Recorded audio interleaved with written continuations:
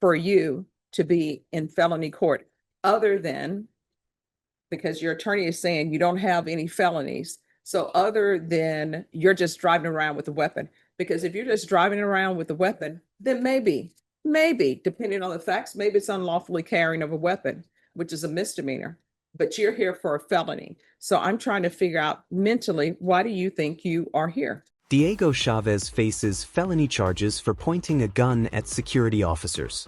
But watch what happens when he tries to dodge responsibility in front of Judge Boyd. She's not buying his excuses and pauses the entire hearing. Will he finally admit the truth? Anything you wish to say on behalf of your client? Yes, Your Honor. Your Honor, I spoke with Mr. Chavez earlier today, and I did discuss some of the recommendations that were made by probation, specifically the fact that they want Mr. Chavez to have some type of outpatient treatment with his insurance company right now that he has. He has a very good job working for Tesla, well, as a subcontractor for Tesla. And that opportunity would give him the opportunity to show the court that not only could he comply with those conditions that probation is asking of him, he also recognized, and I did discuss with him, the DWI issue and the alcohol issue. He did speak to me candidly and say, I didn't think that I had a problem, but as far as the recommendation for probation, he sees how they could come to the court and suggest, look, if at the time of the incident, you had alcohol in your system, not only did you have alcohol in your system, you have a previous DWI, that is also something that would indicate that a DWI program potentially could be helpful for Mr. Chavez in succeeding on this deferred adjudication. And we would ask this court to consider that Mr. Chavez is willing not only to do the recommendations suggested by probation, but he's asking this court to give him an opportunity to continue with his work because, again, he has 3 children. He is behind on his child support, Your Honor. From the PSR, I did ask him, and he did verify that he is behind that $6,000 on his child support. He did indicate that now that he has this job and he's working full time, that gives him an opportunity to not only chip away at that amount, but also to give a little bit more to that child support amount that he's paying for his child.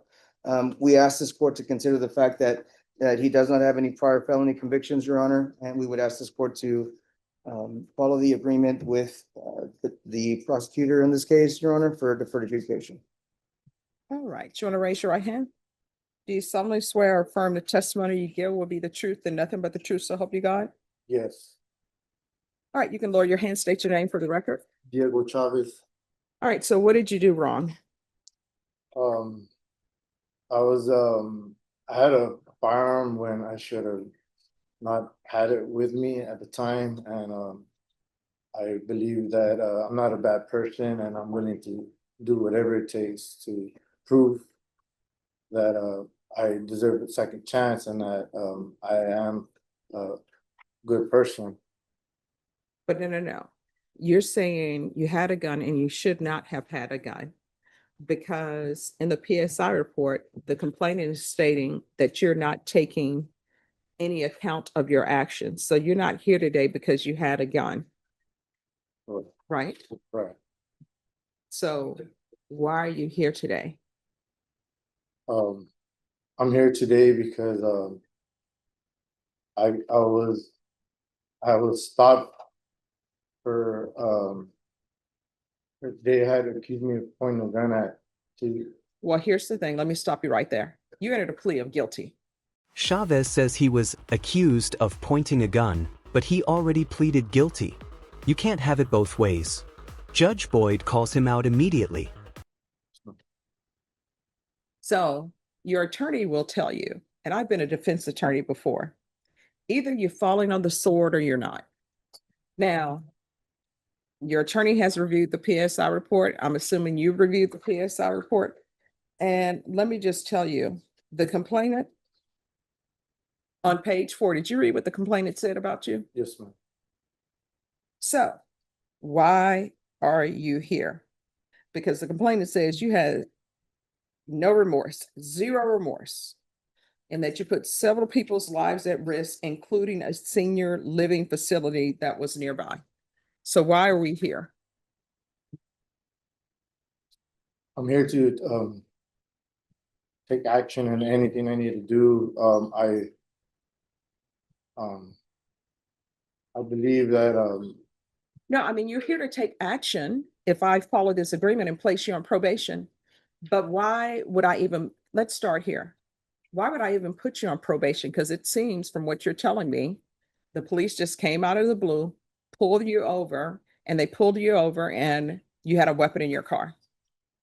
It seems to me, if that's the case, then maybe you should be in misdemeanor court, not in felony court. So there has to be something that has occurred for you to be in felony court, other than, because your attorney is saying you don't have any felonies. So other than you're just driving around with a weapon, because if you're just driving around with a weapon, then maybe, depending on the facts, maybe it's unlawfully carrying of a weapon, which is a misdemeanor, but you're here for a felony. So I'm trying to figure out mentally, why do you think you are here?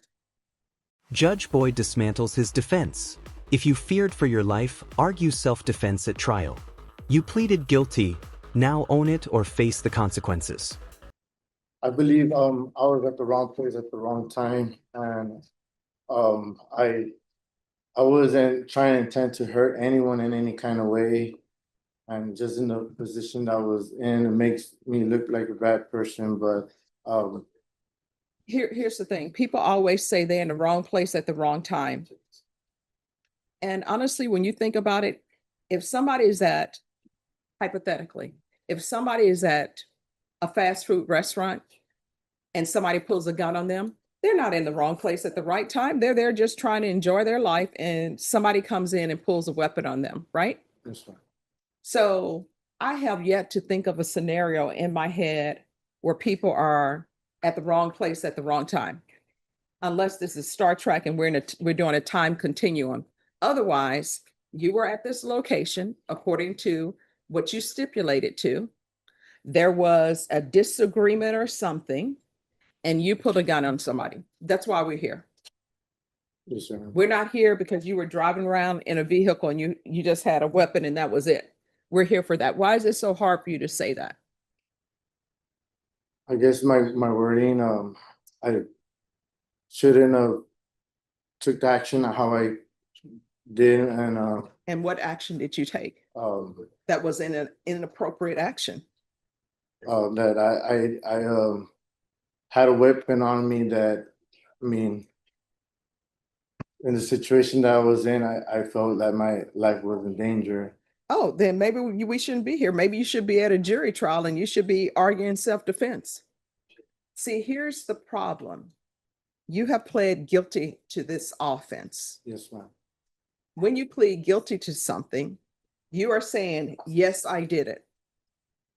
Now, sometimes it's not a guilty verdict. It's you're at a jury trial, you're saying, yes, I did it, but let me give you my self-defense issue, or let me give you my justification. I did it, but this is why I shouldn't be punished for it, because legally I had a right to do what I did. So this is what we're going to do. Yes, ma'am. We're going to come back, and counsel, you can appear by Zoom. We're going to come back at 1:30 and you need to think about this, because what I'm telling you is, according to the PSI report, the complainant is saying you shown zero remorse. And right now it appears to the court, and I may be wrong, sometimes people get very nervous. It appears to the court that you're not accepting any responsibility for anything, even though you've pled guilty to it. And once you pled guilty, what I can tell you, you all have an agreement that you receive a form of probation. You know, either I'll follow it or I won't follow it. So now is not the time to hedge your bets, right? You've gone past the point of jury trial. Now, what I can tell you, if I don't follow this, then the fact that you entered a plea, it can't be used against you. Okay? Yes, ma'am. All right. So I'll see y'all back at 1:30. Thank you, Judge. Thank you. You're welcome. Judge Boyd paused the hearing and sent Chavez away to think. Now he's back at 1:30 p.m. Will he finally take accountability or lose everything? All right. Have you had a chance to gather your thoughts? Yes, Your Honor. And what did you wish to say, Mr. Chavez? I would say to have a second chance to prove myself that I am a good person. I'm willing to do whatever it takes to not only better myself, but be a good role model for my family and my kids. But why are we here? We are here because I pointed a firearm to security officers, And I understand I put their life in jeopardy and everyone around them, and I'm sorry for what I've done. Now, was that so hard to say? Oh, Your Honor. Any questions, State? No, Judge. Anything else? No, Your Honor, not from the defense. All right, are you employed? Yes, Your Honor. What do you do? I am an electrician for a temporary company that works in Tesla. Mhm. And so what do they have you do? Do you work at the Tesla location or do, Yes, Your Honor, I distribute power for wherever they need any location in the facility. and do you have children? Yes, Your Honor, I have 3. All right, what are their ages? 15. One's about to turn 18 on Christmas Eve, and 19, my oldest. And I have full custody of my middle child. All right, and who lives in the household with you? My wife and my daughter who I have custody of. All right, the court will follow your agreement. Outside the agreement is the length of probation. The state is asking for 5 years. Defense? I'm sorry, Your Honor. Outside the agreement is the length of probation. The state is asking for 5 years. That's correct, Judge.